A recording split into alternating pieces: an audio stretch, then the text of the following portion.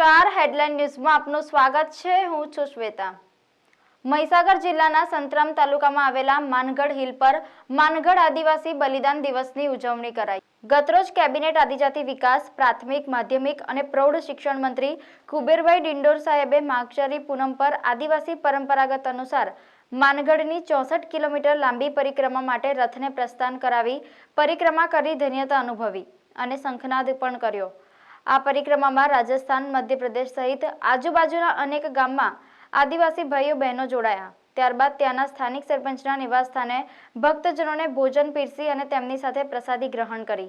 સાથે સંતગણ, સામાજિક આગેવાનો, ગોવિંદ ગુરુના અનુયાયીઓ અને ખૂબ મોટી સંખ્યામાં આદિવાસી ભાઈઓ બહેનો જોડાયા હતા।